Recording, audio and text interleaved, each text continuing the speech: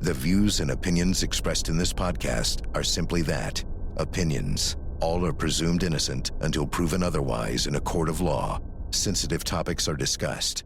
Discretion is advised. We're doing multiple searches and that we're utilizing our partners at the FBI that have some really, great equipment, training, experienced people, all of those things. We're coming at this investigation with from every angle and with everything that we have access to. We have not been able to locate the child as of yet. We want answers! We want answers! So he is an arrest in the future for mom Ashlee Buzzard. Detectives searching her home as her daughter Melodee remains missing. Plus, I thought I had died. Teacher Abby Werner's emotional testimony reliving the day that she got shot by a 6-year-old student. And time seems to be ticking for Wendy Adelson. Is anything going to happen? Well, Mama Donna's behind bars. But is this complete justice for Dan Markelli? 2 of his former students who are now lawyers join us live on the show. Also this hour, a judge left stunned in the courtroom as a cop goes pantsless on a virtual hearing. Just wait till you see the video. It's all coming up next for you right here on Opening Statements.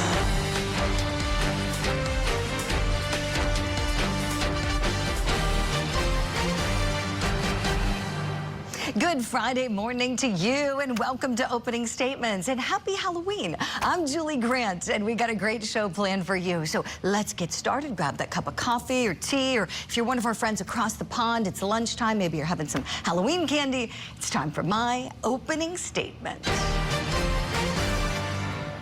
Common sense could have saved the day. Common sense could have prevented the shooting of teacher Abby Werner by her 6-year-old student. That child had a terrible history of violence and behavioral problems. The year before, that student had reportedly choked a teacher, and also reportedly pulled up the dress of a female classmate and reportedly touched her inappropriately. That child had just completed a 2-day-long suspension for a violent episode where he threw teacher Abby Werner's phone. So you couple all that background information, all that history with this kid, couple it with all of the people who either knew or highly suspected that he had a gun that day. The staff reported it to the assistant principal for permission to search the kid, which was denied. All the meantime, kids in the classroom are telling the teachers that the child had a gun and had bullets with him. And that wasn't enough. Where was the common sense? What was the fear? Violating the 6-year-old's privacy rights? He's 6. He has no right to carry a concealed weapon. He has no right to privacy when there are students reporting that he has a gun. Hearken upon your common sense. Search the little monster. What's the worst thing that happens? You're wrong? No gun? Great. No harm, no foul. The search was justified. The search was totally proper. People are so afraid of getting sued these days for a civil rights violation. Is that what it is here? But I gotta tell you, no self-respecting judge in America would entertain such a lawsuit on those facts in this violent climate in America where schools sadly are on high alert every single day and have to be extra vigilant. Sure, there are handbooks for everyone in the school system on how to be safe and a protocol for weapons in the school systems, and that is all fine and good. That's great. But common sense needs to prevail above all else, especially when there's the potential for people to be killed. That's my opening statement. Let me know if you like it. Right now, it's time for your daily docket. Who's in the house? Who else is in here? My stepson is in here. How many other people? Listen, That's it. I have 2 cats. Everybody's out? Yes. But your stepson's still inside? Yeah, he's right here. Okay, yes. come out. Come down the road. Come on, come on. In Connecticut, we've got defendant Kimberly Sullivan back in court. She has a hearing this morning. She's the woman accused of holding her stepson captive in her home for more than 20 years. Court's going to start up at 2 p.m. Eastern time. In Wisconsin, we've got testimony continuing in the bad boyfriend murder trial for defendant Matthew Paul. He's accused of killing and concealing the body of his girlfriend, Stephanie Pavlins, whose remains were found in the woods. That's going to get underway at 9:30 a.m. Eastern time. We're going to take you in there live when it does. And in Florida, we've got the defense case resuming in the murder trial for defendant Alicia Andrews. She's accused in the ambush shooting of rising rapper Julio Fulio. Court's going to get underway at 8:30 a.m. Eastern time. Right now, let's turn to some brand new developments in the case of missing 9-year-old child Melodee Buzzard. Her mom, Ashlee Buzzard, served with some search warrants, was seen walking to a car with law enforcement on Thursday. Hi, my name is Chris. I'm with KSBY News. Can you confirm if you're with the FBI or if you're with investigators? The Santa Barbara Sheriff's Office says in part that sheriff's detectives, along with the FBI, served up some follow-up search warrants at the home of Ashlee and Melodee Buzzard. This is in the 500 block of Mars Avenue, as well as a storage locker was searched. So was the rental car. That was searched, too, that Melodee was last seen in. So the home, the storage locker, and the rental car all searched. This anticipation and the need for access to the residence. During the search for an extended amount of time, detectives escorted Ashlee Buzzard to an alternative location so it wouldn't interfere with the search. Now, the case remains a missing persons investigation. That's what they're calling it, still a missing persons case. No arrests made. Police say they're focusing on a 3-day-long period between October the 7th, when this photo you see here was taken. That's when Melodee was at the rental car business with her mom. And these are screen grabs from the surveillance camera. And she's wearing a wig there at the rental car agency, which has investigators, and probably you at home, very suspicious of why she would be in disguise with her mom on that trip from California to Nebraska. So let's talk about whether there can be an arrest for mom Ashlee Buzzard soon. I've been saying all week, cuff her already, cuff her. Last week, it was last Monday, the Daily Mail reported she had 72 hours to cooperate, or else police were saying you're going to face arrest. And she hasn't cooperated, and so why hasn't she been arrested? Let's discuss that. Let's bring in the former head of the homicide unit in Norfolk County, Massachusetts, attorney Rick Grundy. Let's bring in celebrity attorney and family law expert Randy Kessler. And let's bring in retired NYPD deputy inspector and the author of the book Once a Cop, Corey Pegues. Good morning to you all. Wow, what a power panel this is. Corey, I want to start with you in the case investigation. Tell us what you're thinking is going on here with mom, please. Well, thanks for having me. Well, the first thing that I'm thinking is she probably knows something. You made a very good point. You said, well, she should be arrested. She should be arrested. The police are going to give her enough rope to hang herself. She's eventually, if in fact she has something to do with it, she's going to make a mistake. We don't want to just immediately go out and throw the bracelets on her to handcuff her. We're going to let her act like everything is fine. This is a missing person. Obviously, we're looking at it as more than a missing person. As investigators, we're really trying to drill down what happened to this child and where is she. But we're not going to put the bracelets on her. We're going to let her stay out, and eventually she will do something, and we'll get a clue. So we want to arrest her when we really have an ironclad case to put the bracelets on her. That makes sense. So going back to what you said, Corey, about give her enough rope to hang herself here. So we know she goes on this trip from California to Nebraska, comes back without her daughter, Melodee, and she rents a car to take that trip. That's how, fortunately, investigators know that Melodee was alive on October the 7th. Corey, this is a tough question, but this is the reality, as upsetting as it is. Do you think there's hope that Melodee Buzzard can be brought home alive? Well, Julie, we've talked about this for years. I'm always going to hold out hope until the last minute. We've seen cases where, you know, we find people 5, 6, 7 years later. Let's just hope. I'm always going to keep hope alive. Hopefully that God is protecting this child and she's somewhere, and they'll bring her back home to safety. Yes. my opinion on this. Yes, we're all hoping for that for sure, Corey. Thank you. Let's talk a little bit about what may have occurred in Nebraska. Rick Grundy, tapping into your experience working lots of homicide cases. I keep thinking, if mom wanted to commit a homicide here, why go to Nebraska to do it? What's in Nebraska? I keep thinking about that. You know, if she didn't want her daughter any longer, what's there? And then I keep thinking about whether her daughter could have been sold. I would love for you to weigh in on that possibility, Rick.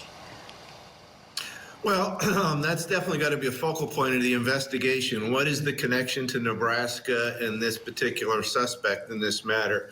Going back in both her life and that of the child's as well. Is there somebody in Nebraska that could be a part of this? If the child is being used for nefarious purposes, is there a co-defendant up there, or is it simply the location, something about the location?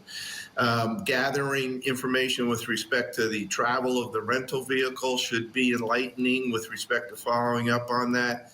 But that's got to be the first layers of the onion to peel away, is what is in Nebraska that drew this woman with her child in disguise. Right, Rick. I'm sure we can bet investigators are there on the ground right now trying to answer those questions you raised.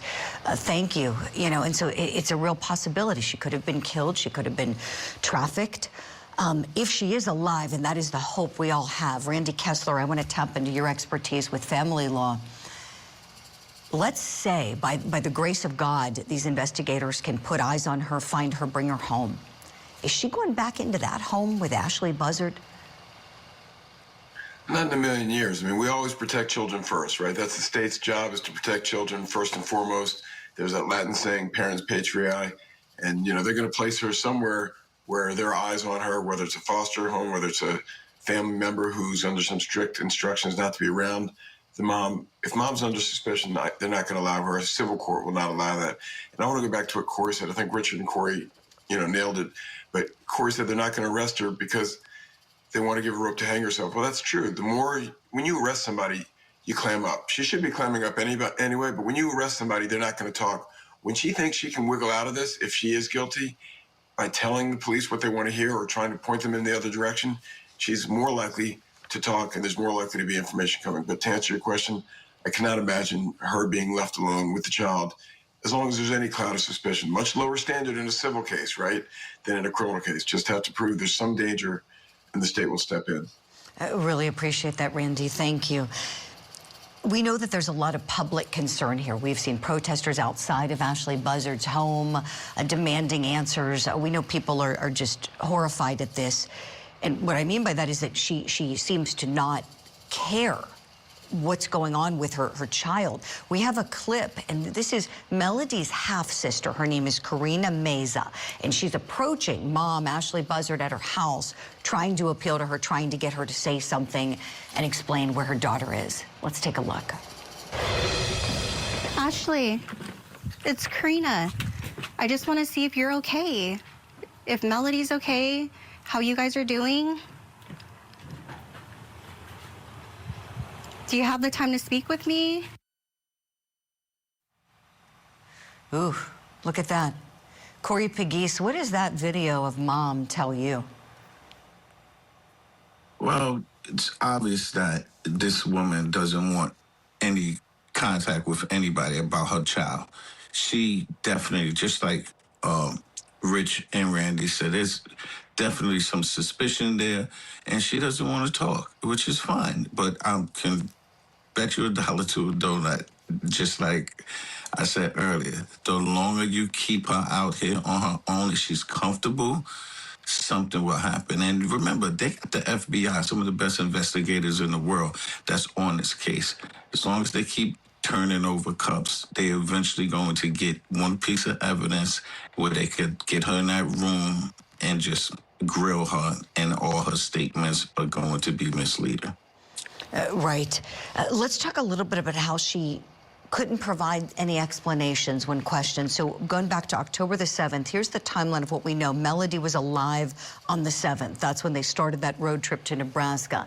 She returns home without Melodee, so that gets us to the 10th. It was on the 14th that the school district where Melodee attended school contacted mom. She had no reasonable explanation of Melodee's whereabouts. Fast forward to the 15th, that's when detectives first go in and search the residence. Ashlee Buzzard was extremely uncooperative. On the 22nd, they said that Melodee still remains an at-risk missing person. And then yesterday, on the 30th of October, we know that is when those 3 searches took place. The home again, also the rental car used, and a storage unit. Rick Grundy, there's obviously people, like myself, I'm in the camp of, arrest her. I'm thinking at the very least, she's obstructing justice and endangering the welfare of her child. Put her in a jail cell, stick her somewhere she's not being helpful. Your thoughts on that as a prosecutor? Oh, I'm absolutely aligned with Corey, although I share your sentiments. Corey's right on there because, the difficulty here is, let's say, and maybe trumped up is a little bit too strong, but you find something to charge her with, you grab her, you bring her in, and she spills the whole beans. And 6 months later, you're in front of a judge on a motion to suppress that statement. And because the arrest seems to be based on a desire to take her off the street, you lose that. So, and I also agree that you leave them out there and they turn to trip over themselves. So focus on those, anybody that she has had contact with or seems to have had an intimate relationship with throughout the last 6 months, year, 2 years, whatever it is. Open up a grand jury, bring them in, have a police officer notably on her, following her everywhere she goes, have an undercover officer not so noticeably doing the same. Get the phone records, get the car records, get the credit card records, and knock them out. Yeah, surveil her for sure. We don't want her destroying any evidence if she committed any crimes. A great discussion with you all. Our power panel sticking around for the show. Want you to do the same at home, please. When we come back, 2 former students of victim Dan Markell are joining us live this morning as we talk about whether he's received complete justice. Plus, can you put your appearance on the record, please? Yes, Officer Jackson, badge number 3919, out of the 12th precinct. All right. You got to ask the former judge. You got some pants on, officer? Trending this morning, we got a viral video taking the internet by storm as a police officer goes pantless during a court hearing.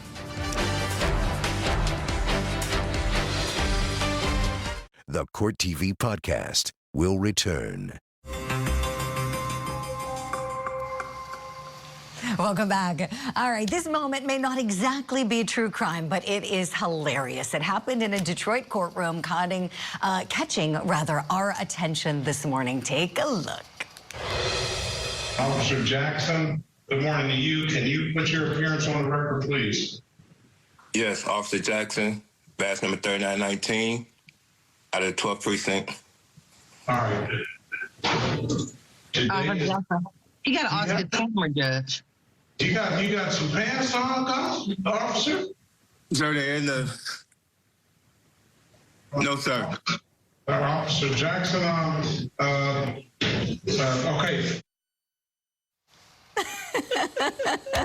The judge's reaction. Oh, my goodness.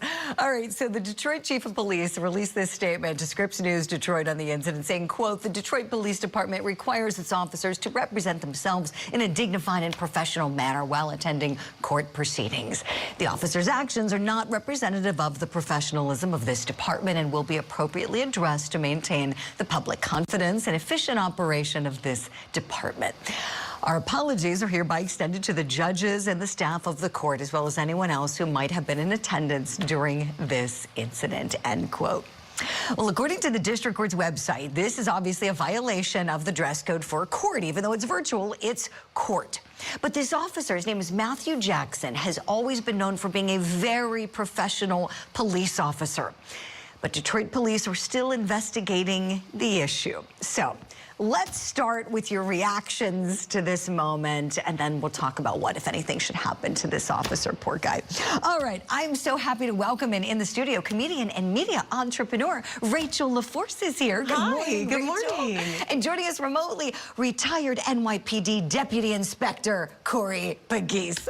All right, so let's start with your reactions, and then we'll get into whether this officer should be disciplined. Rachel, I'm sure you have so much to say about this. I don't have a lot of blues in my family, but I have never felt more connected to a police officer. I'm like, we really are all alike, you know? We really are more alike than not. And it's also the confidence. I think so very clearly he didn't know that we couldn't see. Like the juxtaposition of no pants and just like, yep, I'm here, I'm reporting for duty. I'm like, I want to know everything about this man. I know. You know, and you can just tell he did not see that the angle. Yes. You know, the angle, just if he would have just tilted it up a little just bit. Slightly. Nobody would be talking about it. Corey Pegues, what did you think when you saw the clip? I thought it was quite funny. I'm like, damn, I wonder if they're going to hold him in for contempt. For contempt of court for not wearing no pants. But listen, it should be well known that you have to have the camera, you know, at your face level. This guy, he didn't know, no harm, no foul. To me, if I'm the commander or the police commissioner, obviously we're going to put out an apology like they put out. This is no harm, no foul. He shouldn't be disciplined. It was a mistake. I don't want to even tell you what I'll be wearing on court TV in the bottom sometimes. You know, it's just a Zoom. Corey, it's a headshot. It's a headshot. Pants on right now. Yes. Rachel's got lots of jokes if you don't. We will not ask you to prove it. But so, okay, the discipline, you said, you know, you were a very high-ranking official with the NYPD, God bless you. You retired a deputy inspector. So, you know, you would be in a position if this was one of your officers to discipline him. You said no, and he's a good officer by all accounts. Everyone says this was just an unfortunate incident. How would you have the conversation with him, Corey? How would that play out?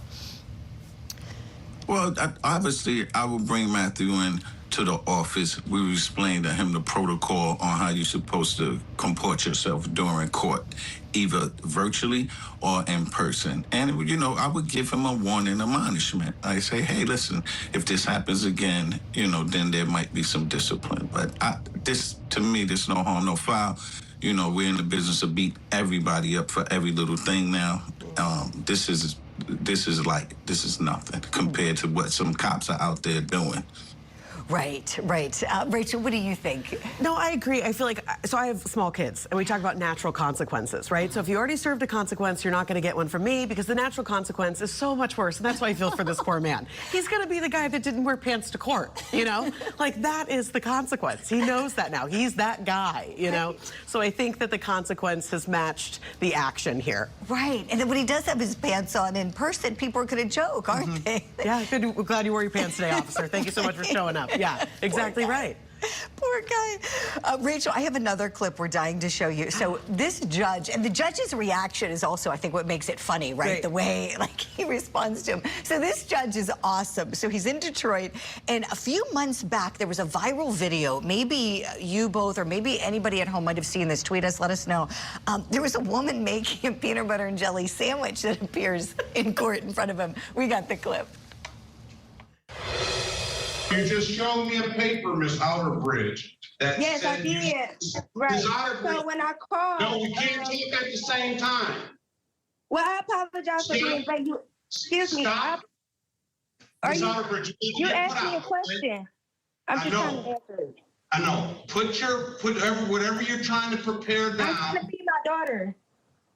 Get your coat. You gotta put your properly dressed on. I am properly dressed. I have on a t-shirt. I am properly dressed. Is that a robe? It's the problem, sir. I'm not even doing that. You asked me a question. I'm answering. My daughter is sick. I had to keep her home from school. I'm just trying to feed her. That is it. That's not terrible, but you're in court. Miss Outerbridge, I'm sorry that your daughter is sick. But again, you're in court, okay? And we're going to treat it as such. Oh, my gosh. Rachel, when did you think? I think it's the judge, because this is the same judge from the other. So there's something there, you know? Oh my gosh. Well, for me, listen, I have so much understanding and respect where it's like, if you've got a sick kid, you got, like, that's a tough spot to be in. And so, but just for me, it was more of the angle. Like, it wasn't even like, okay, I propped it up, like, Judge, I'm here. It was like a TikTok video, you know, like giving you a different angle is so fun. And the fact that this judge is like, he's all the way back. Like, his body language is just like, I can't give up because I'm still doing this, but I'd like to. I would like to. Right. Yes. Right. I mean, his face, and he's looking at her, and you're right. It's like, where's the camera? Is it on the floor? Yes. You're right. It did look like a TikTok. Corey, and this is court. What did you think of that?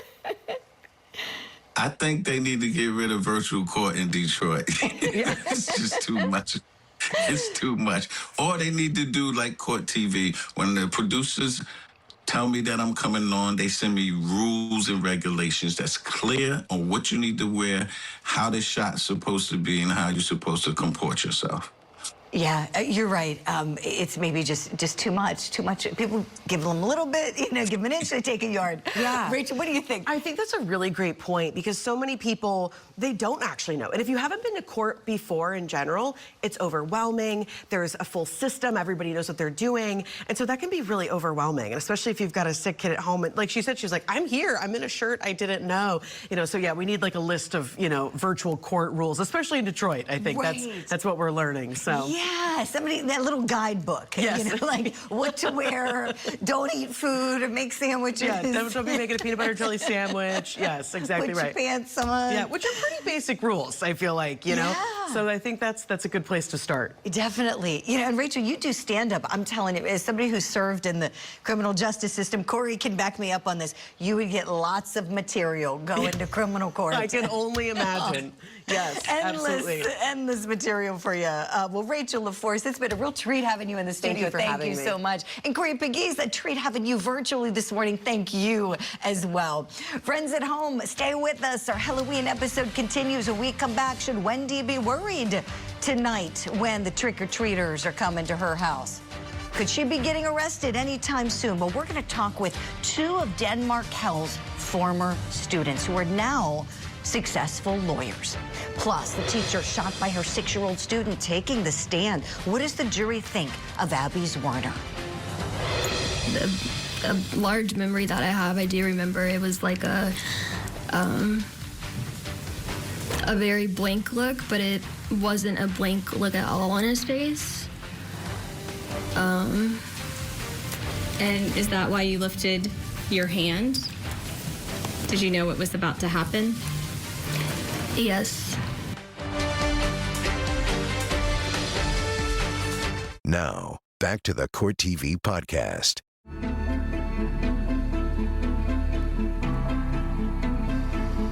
Welcome back. This morning, we're being a voice for victims and focusing on the murder of law professor Dan Markel. The 41-year-old father of 2 was shot twice in the head at his home in Tallahassee, Florida, back in 2014. He was in the middle of a bitter custody battle with his then ex-wife, Wendy Adelson. But since his murder, Wendy's mother and brother Charlie, as well as 3 other people, are behind bars, all convicted in connection to his murder. But his ex-wife, Wendy, remains a free woman. According to former Palm Beach County State Attorney Dave Ehrenberg, Wendy could face charges with the holiday season. I predict that Wendy will be indicted by Thanksgiving. That's my prediction. I don't have any inside information, but if you watched the trial closely, which you did, you can see that Wendy was a featured player. And after the verdict, the jury foreperson came out and said that Wendy, who was the ex-wife here, deserved to be next. So while Wendy watch, so to speak, rolls on, her mama Donna is adjusting to life behind bars. We've got a new video to show you of Donna being transported to her sentencing earlier this month, and she appears to be in good spirits there, although she received a sentence of life in prison without parole for the murder of her former son-in-law, Dan Markel. So we're asking this morning, after 5 convictions, has justice truly been served for Dan Markel? Or is the justice incomplete at this point? I want to bring in two people who knew him well. Two of his former students, now both successful practicing attorneys, Joanna Nieves and Luis Baptiste. Good morning to you both. Joanna, let me start with you. The question of complete justice, have we seen it? Good morning, Julie. So I think we've seen substantial accountability, but justice at this point is still incomplete. I think that when you have something so emotionally charged at the center of this all, the custody battle, the relocation, the children, you think Wendy. And so the story just feels like there's a void. And I think many people are hoping to see the full picture. Yes.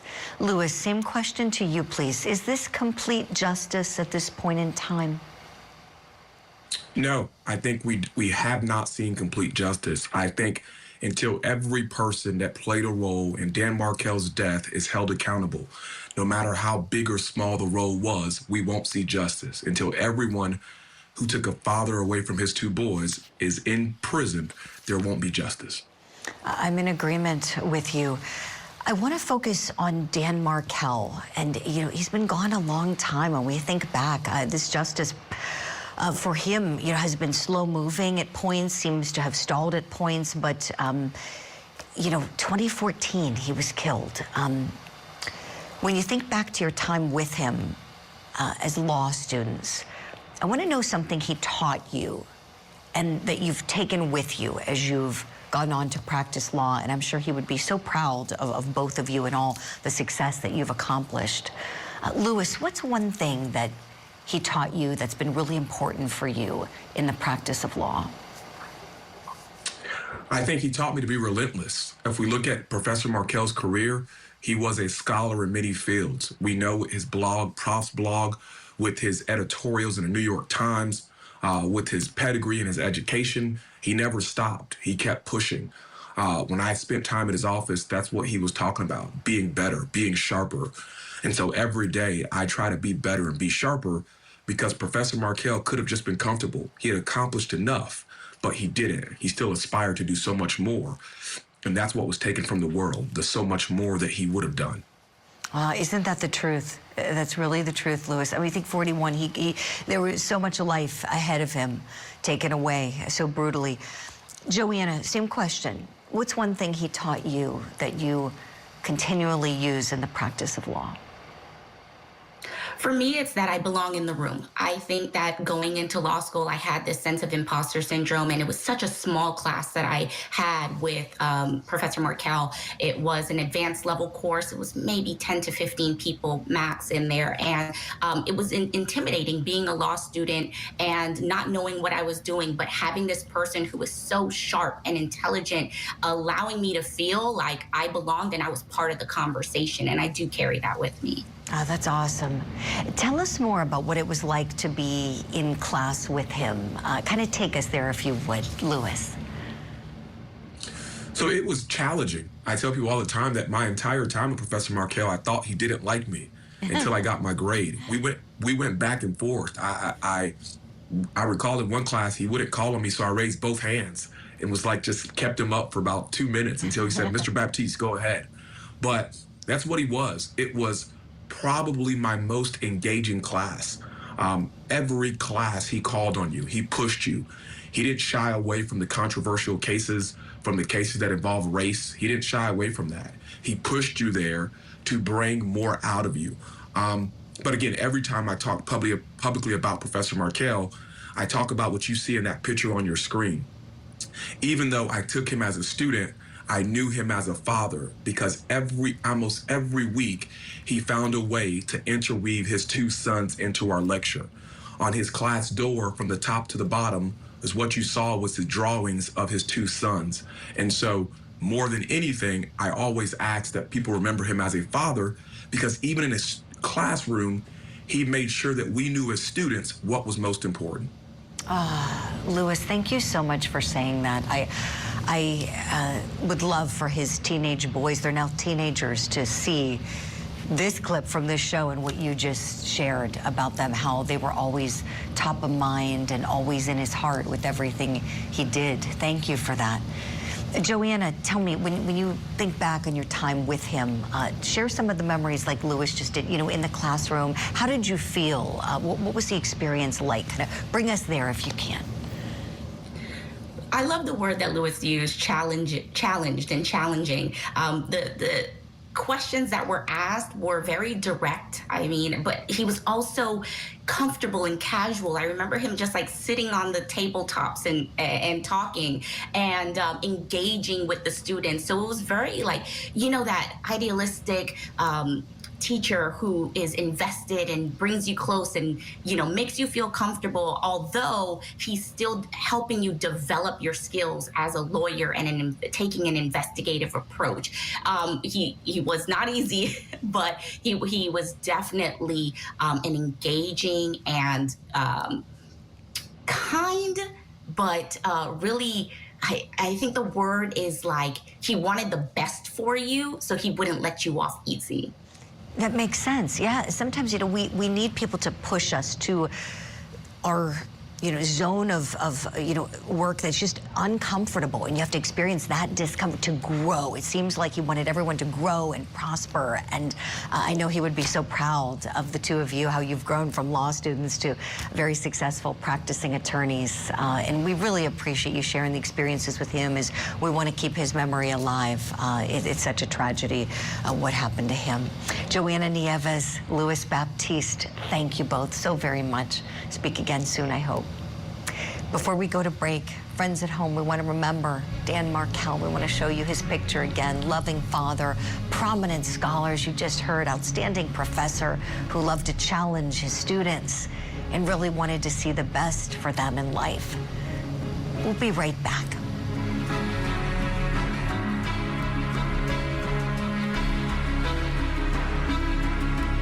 This is the Court TV podcast. Emotional testimony from the teacher who was shot by her 6-year-old student could be tipping the scales. Abby Zwerner taking the stand. She's suing Ebony Parker, the assistant principal at the school, for $40 million, alleging that Parker failed to act after being warned several times about the student having a gun. The jury got to hear what was going through the teacher's mind on that day. And what is the last thing you remember that day at the school?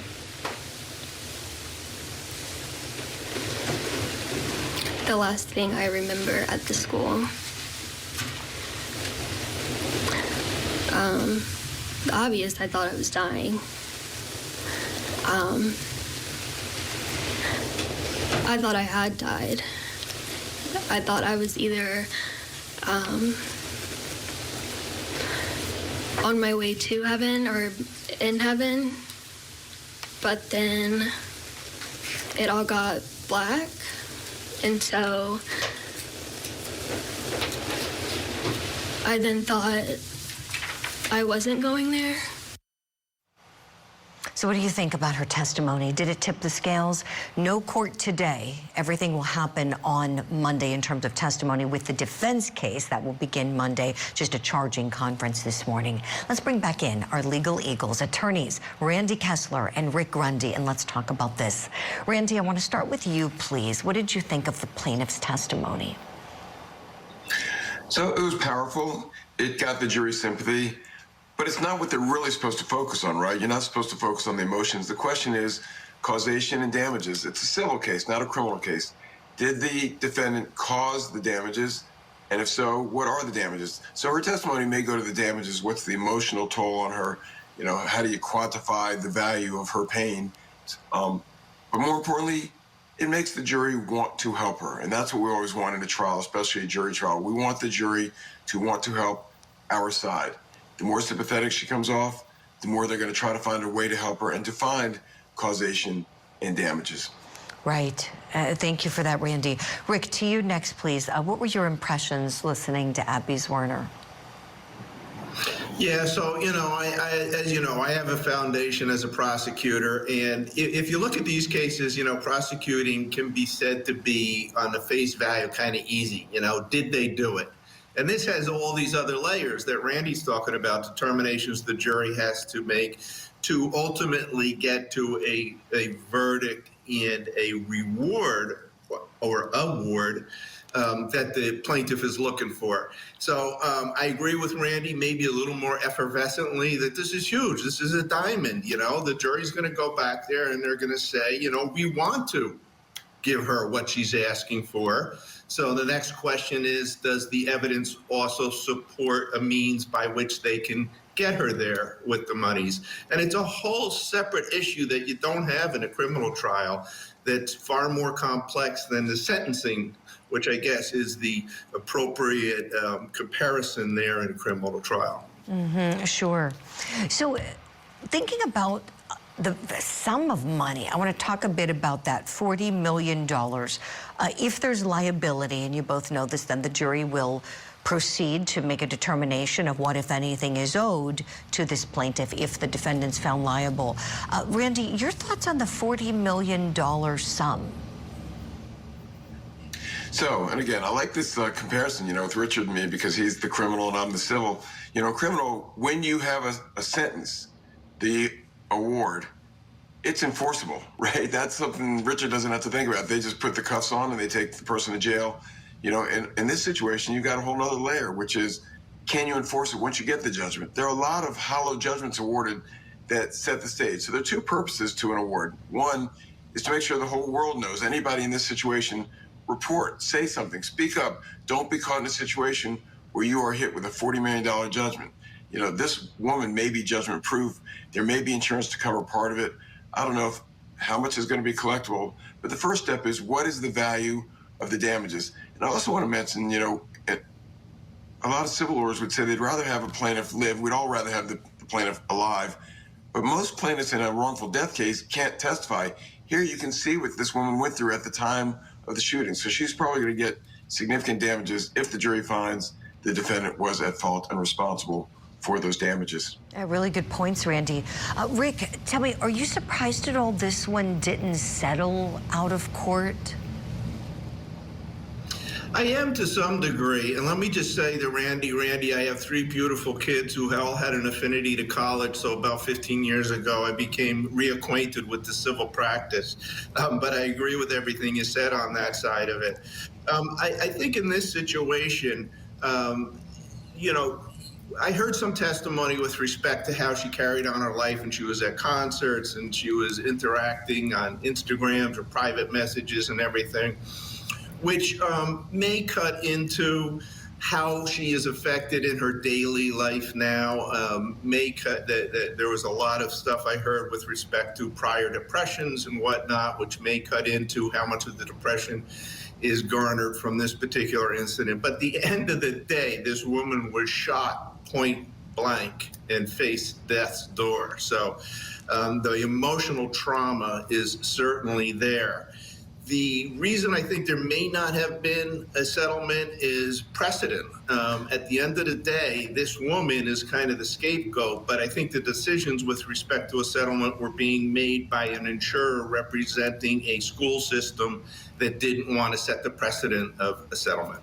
Excellent points from you both. We have to leave it here for now, but this case is going to roll into next week, and I know we'll be talking to both of you soon. Happy Halloween, and thank you both for coming on the program this morning. Rick Grundy and Randy Kessler. We'll see you soon. And friends at home, thank you for watching Opening Statement. That's all for this episode of Opening Statements, my friends. I'm your host, Julie Grant, and it's been great being with you. On this show, I am calling out any pants on fire moments in our big trials and true crime stories, and I want you to come along with me. Opening Statements is live every weekday morning at 8 a.m. Eastern on Court TV. Thank you for downloading this episode. Please subscribe, leave a review, and share it with your friends. You can watch past shows anytime you like on CourtTV.com.